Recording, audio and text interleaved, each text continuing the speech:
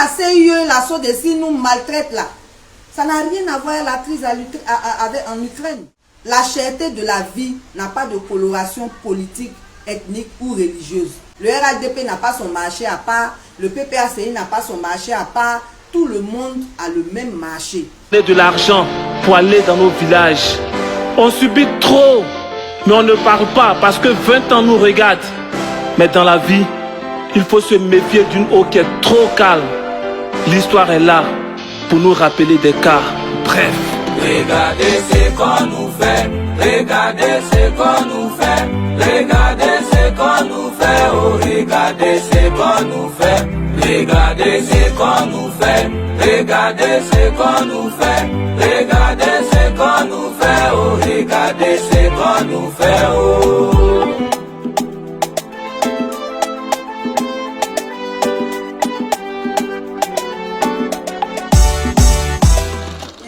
Citoyennes, bonjour. Nous sommes aujourd'hui le lundi 18 juillet 2022, la veille de la ville morte que nous avons ordonnée pour demain. Nous voulons simplement vous rappeler les raisons de cette ville morte. Au-delà de toutes les injustices que les Ivoiriens subissent dans les déguerpissements abusifs, dans les emprisonnements abusifs, dans les expropriations abusives, dans toute forme d'injustice qui existe dans notre société, avec la complicité de l'administration et de la justice, en dehors de toutes ces choses, quand nous parlons de la cherté de la vie, nous faisons allusion, on va vous citer seulement 5 points, sinon il y en a tellement. Le premier point, ce sont les institutions budgétivores. Si l'État acceptait de faire disparaître, de dissoudre ces institutions budgétivores, il aurait les moyens d'augmenter le salaire des fonctionnaires. La deuxième chose, c'est la non-application des mesures que l'État lui-même y prend. Des mesures qui ont été prises en juillet 2021. Ces mêmes mesures sont reconduites en avril 2022. Et il n'y a pas de changement sur le terrain, tout simplement parce que l'État ne se donne pas les moyens de faire le contrôle comme il se doit. Et donc les populations sont livrées à elles-mêmes, les commerçants eux-mêmes sont aussi victimes puisqu'ils subissent des taxes. L'État dit une chose, l'État fait autre chose et eux, ils ne sont pas des philanthropes, ils cherchent leurs bénéfices, ils ne peuvent qu'augmenter. Du coup, l'État est démagogue. Il n'applique pas les mesures que lui-même il annonce. La troisième chose, c'est le péage. Le péage qui a été construit sous fonds publics et qui est cher, alors que dans la sous-région, les péages ne sont pas aussi chers. Au Burkina, c'est à 200 francs. Au Ghana, c'est à 1 cedi. C'est chez nous, ici, on prend les fonds publics pour construire des péages qui sont chers. Ce qu'il faut que vous sachiez aussi, c'est que parallèlement à ces routes à péage, dans les autres pays, on construit une route nationale pour ne pas obliger les gens à passer par le péage. Mais on reviendra sur les détails de cela. Sinon, l'ancienne route de Yamoussoukro, là, elle devait être refaite, réhabilitée, pour que ceux qui ne veulent pas payer le péage passent par là-bas. Mais ça, c'est une autre chose. La quatrième chose que nous dénonçons par rapport à la cherté de la vie, c'est les raquettes. Pour que les produits locaux soient vendus moins cher à Abidjan, ils sont acheminés. Mais avec les raquettes sur la route, les commerçants sont obligés d'augmenter le coût de ces produits-là. Et on a vu sous le général Gueye que c'était une question de volonté politique de faire disparaître ces raquettes. La cinquième chose, par rapport aux produits importés, quand ils arrivent en Côte d'Ivoire, si on avait des centrales régionales d'achat pour ces produits-là, les produits seraient au même prix qu'à Abidjan. Et tout ce que je viens de citer là, ça n'a rien à voir avec la crise mondiale, ça n'a rien à voir avec la guerre en Ukraine, ça n'a rien à voir avec la crise de la Covid. Donc, citoyens, citoyennes, si nous avons lancé cette ville morte, c'est pour manifester notre mécontentement face au mépris de l'État qui ne préserve pas notre pouvoir d'achat, face au mépris de l'État qui nous sert de la démagogie au lieu de nous servir des solutions. Voilà ce dont il s'agit. Et c'est une question de responsabilité individuelle. Donc tout le monde devrait être solidaire de cette action pour que l'État arrête de nous mépriser et qu'il écoute nos propositions. Ce n'est pas compliqué. Donc vraiment, il y a tellement de choses que tout ce que nous voulons vous rappeler, c'est que c'est une question de responsabilité individuelle.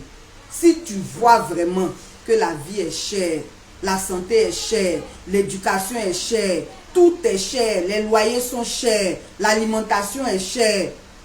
Si tu es conscient que tout est cher, alors que les salaires n'augmentent pas, le chômage s'accroît, on donne 790 millions à un seul individu pendant qu'il y a des milliers de chômeurs. Si tu n'es pas d'accord avec toutes ces choses, reste chez toi demain 19 juillet. Nous avons conscience qu'il y a des gens qui travaillent. Mais tout est une question de sacrifice. Vous croyez que dans les autres pays où les gens obtiennent des choses, là, c'est quoi? C'est parce qu'ils ont compris que chacun doit faire sa part de sacrifice. S'il y a des milliers de fonctionnaires qui ne sont pas allés au travail, on ne leur fera rien. Mais si au contraire, il y a une centaine qui ne va pas au travail parce que les autres ont peur, on va les réprimer. C'est évident. C'est évident. Nous voulons donc remercier tous ceux qui ont sensibilisé pour cette ville morte. Nous remercions les cyberactivistes, nous remercions tous ceux qui ont fait des vidéos, nous remercions les chefs d'entreprise. Il y en a que je connais qui ont demandé à leurs employés de rester à la maison demain. Nous remercions ces chefs d'entreprise-là pour leur part de sacrifice pour leur pays. Nous remercions tous ceux qui ont mobilisé sans même nous connaître.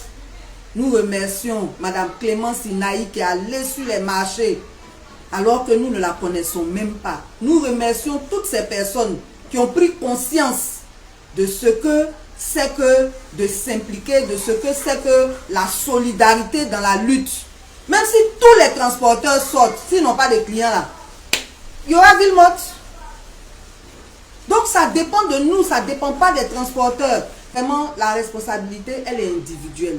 On voudrait vraiment vous encourager à prendre vos responsabilités, à nous aider, à aider les Ivoiriens à obtenir des solutions qui sont simples, mais que l'État refuse d'appliquer. C'est de ça qu'il s'agit. C'est aujourd'hui, ils ont sorti maintenant des trucs pour dire non, pour le pain là, on va commencer à sévir. Mais il fallait le faire dès le début, il n'est jamais trop tard pour bien faire, c'est une bonne chose. Mais il n'y a pas que ça. Il n'y a pas que ça. Il faut que les prix qui ont été plafonnés là soient appliqués. Il faut que les prix qui ont été les produits qui ont été subventionnés là, les prix soient appliqués. C'est de ça qu'il s'agit. Donc, nous voulons vraiment encourager chacun à rester chez lui demain. On fera le bilan après-demain et on vous donnera la suite. Que Dieu vous bénisse, que Dieu vous éclaire. Et à demain pour les mardis depuis Chéri Dali. Merci. Yeah, qui va nous sauver? Yeah.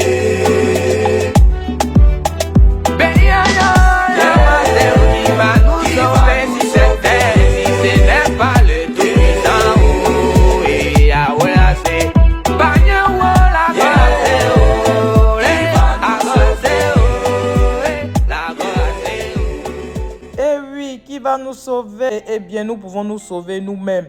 C'est pas quelqu'un qui va venir nous sauver. On vous dit simplement mardi 19 juillet, ville morte, opération journée ville morte.